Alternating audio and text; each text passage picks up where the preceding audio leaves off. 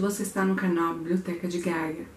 Hoje eu voltei para conversar com vocês naquele quadro que nós já temos aqui no canal, finalmente alguns meses consecutivos, pelo menos uma vez no mês, a gente faz esse quadro de Vamos Conversar.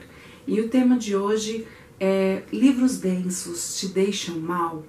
Antes de começar então a conversar com vocês sobre esse tema, eu gostaria de pedir que vocês curtam já esse vídeo aqui embaixo, inscreva-se no canal se não for inscrito, porque eu sei que se ficar pro final a gente às vezes esquece, ou entra outro vídeo e acaba não dando tempo de se inscrever ou de curtir, então já faz isso. O primeiro insight que eu tive em relação a esse assunto, na verdade não foi nem um insight, né? Foi uma experiência concreta, foi em janeiro que nosso grupo de leitura, nós estávamos lendo Caim, do José Saramago, até separei aqui para mostrar, Caim.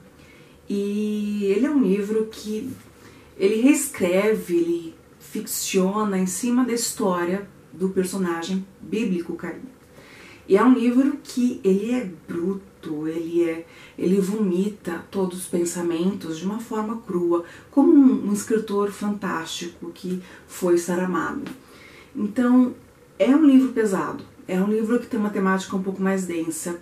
Mesmo se você não leva para o lado religioso da questão, ele é mais pesadinho. Mas até aí, respirei fundo e foi embora. Só que já concluindo a leitura de Caim, eu resolvi participar do projeto organizado pela Isa, do canal Lido Lendo, projeto para ler Dostoiévski em ordem cronológica.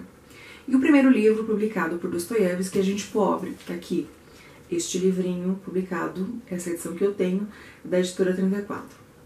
Dostoiévski escreve textos pesados, densos, né? Até então eu só tinha lido Crime e Castigo dele, mas alguns anos atrás, e deu para perceber por este livro e os outros que eu li nesse projeto e Crime e Castigo, que a escrita do Dostoiévski ela é muito dolorida, né? Ela mostra o sofrimento humano, sempre.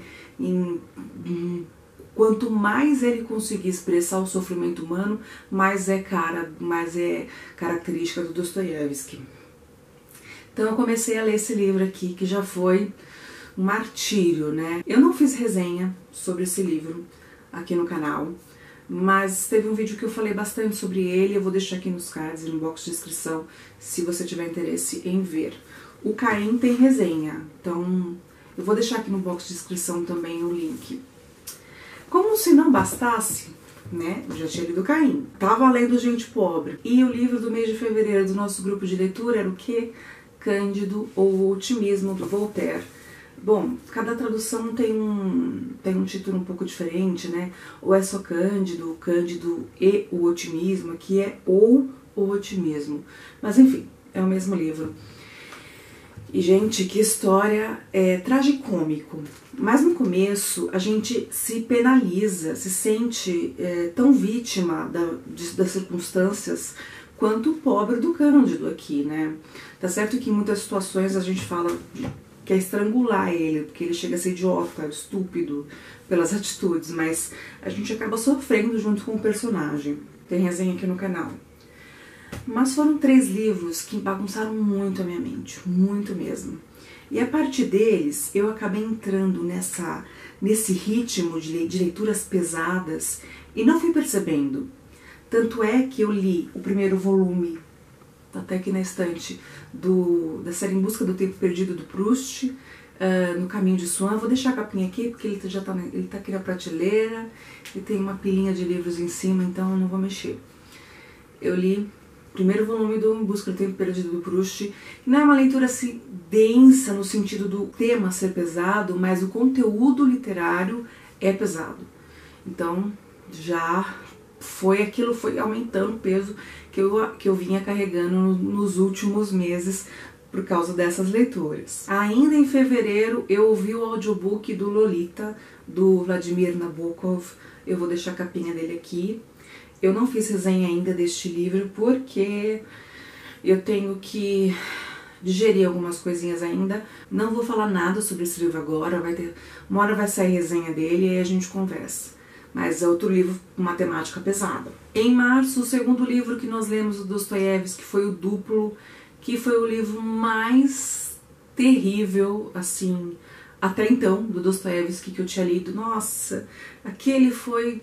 Você espremia o livro, caía lágrimas, né? Foi uma tristeza danada. É um livro muito bem escrito, eu fiz resenha, falei nisso na resenha, que é um livro muito bem escrito, mas que eu não gostei. A temática dele me cansou bastante. Já arrastando um caminhão aí de pedregulho, eu li em abril, foi em abril, o terceiro livro publicado pelo Dostoiévski, que foi A Senhoria. Aí, gente, que livro... Desculpa quem gosta, ok, é minha opinião, mas é o livro mais inútil que eu já li na minha vida até hoje. Então, já fiquei assim, já estava estafada, cansada, frustrada, decepcionada, então já estava pelas tampas, isso porque nós estávamos em abril ainda. Mas o fim da picada foi o mês de maio. Vozes de Chernobyl, que eu li para o nosso grupo de leitura do WhatsApp, e A Redoma de Vidro, da Sylvia Plath. Gente, assim, a Voz de Chernobyl é bem denso, mas A Redoma de Vidro me dilacerou. Sabe aquela ferida que tá sangrando e você vai, enfia uma faca, ainda dá aquela torcidinha? Foi mais ou menos isso que esse livro fez. Toda aquela coisa que tava desorganizada, dolorida, remoendo dentro de mim, começou a sangrar e eu não consegui estancar essa ferida. Eu já falei várias vezes aqui no canal, não vou entrar no assunto de novo. Eu tenho depressão crônica e eu faço tratamento há muitos anos, enfim. No caso da minha, que é crônica, alguns episódios da vida pode desencadear assim umas altos e baixos.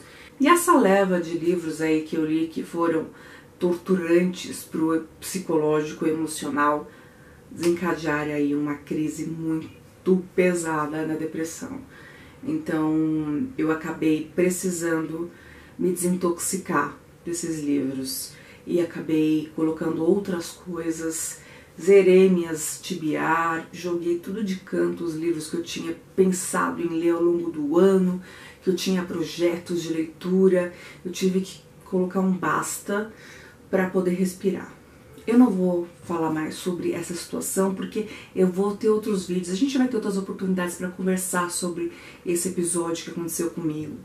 Mas isso tudo eu contei para conversar com vocês como a literatura pode mexer com a nossa cabeça.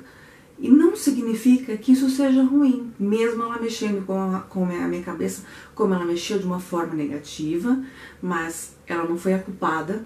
Primeira coisa que eu preciso dizer, que não foi os livros que eu li que me deixaram mal. Como eu disse, é uma série de coisas que envolvem o nosso entorno, a vida, o cotidiano, assuntos pessoais, mais o que a gente absorve do externo. E os conflitos internos, é óbvio, né? E eu fiquei pensando sobre esses vídeos que eu já vi outros canais fazerem, falando sobre essa questão de como alguns livros bagunçam a mente, deixa a gente meio mal da cabeça. E aí eu resolvi fazer o vídeo pra gente conversar e ver como o excesso desse tipo de leitura pode desestruturar uma pessoa, como foi comigo. Eu ainda estou meio que reconstruindo os meus alicerces, porque bagunçou geral. Ler um livro, outro, de vez em quando, 1, 2, 3, até vai. Mas esses exemplos que eu citei pra vocês, assim, foram os piores, tá? Como eu falei, teve livros aí que me deixaram meio frustrada, meio decepcionada, que quando eu concluí eu tive aquela sensação de vazio. Toda essa experiência literária que eu vivi nesse começo de 2018, quantas pessoas não passam por isso? Ou, se não chegaram a esse ponto que eu cheguei, até mesmo pela questão da depressão, podem vir a chegar em alguma situação semelhante, de entrar numa ressaca literária, que é extremamente comum, a gente sempre ouve falar de eu li tal livro, nossa, fiquei numa ressaca literária horrorosa. E isso começou a me preocupar, e eu falei, isso é um assunto interessante para ser conversado.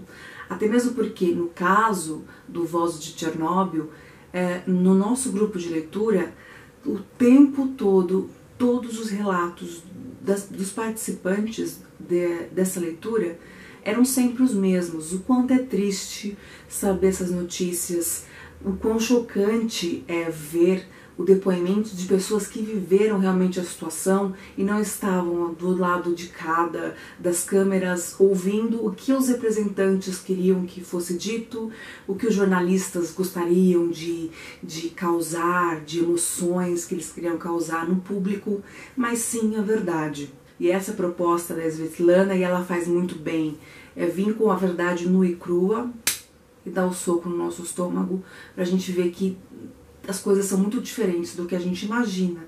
Só que isso faz com que a gente pense muito mais situações que a verdade também não veio à tona. Eu não tinha ideia que eu pudesse sentir tanta carga emocional negativa, pesada, com a leitura. Agora há pouco eu falei que isso nem sempre é negativo.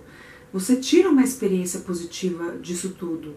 E eu aprendi muito com esses livros que eu li. Muitos deles, apesar da carga densa, triste, foram alguns dos melhores experiências de leituras que eu tive como leitora, na minha vida de leitora.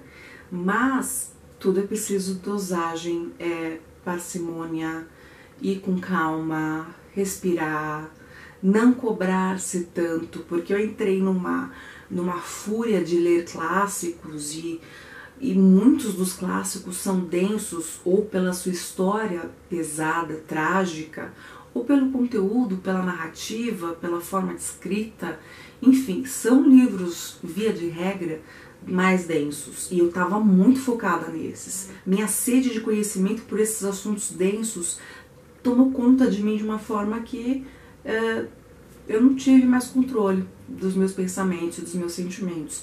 Realmente tomou conta de todo o meu ser e acabou bagunçando aí toda a minha vida meu programa de leitura pro ano de 2018. Quantas vezes isso já não aconteceu com você? Você terminou de ler um livro, não estava legal, ficou um tempão sem conseguir ler nada, ou então precisou catar um livro assim mais bobinho que você encontrasse na sua estante para ler, só para desanuviar e deixar aquela coisa sair de você. Então achei importante vir aqui fazer um vídeo, gravar, conversar com vocês para narrar essa experiência que eu tive e tentar entender o quanto isso acontece, o quanto isso é comum com outros leitores. Se vocês conseguem, se vocês têm esse termômetro do opa, vamos parar, vamos ler alguma outra coisa, que eu estou exagerando muito nesse assunto, ou se vocês têm uma rotina de leitura que é tão equilibrada, eu quero entender como é isso para outras pessoas.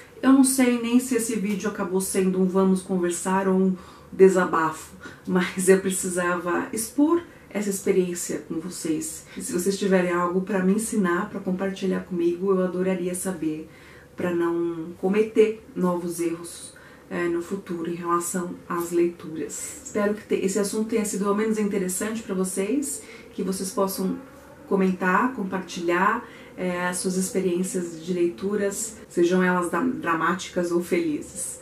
Mas a gente se vê então no próximo vídeo aqui na biblioteca.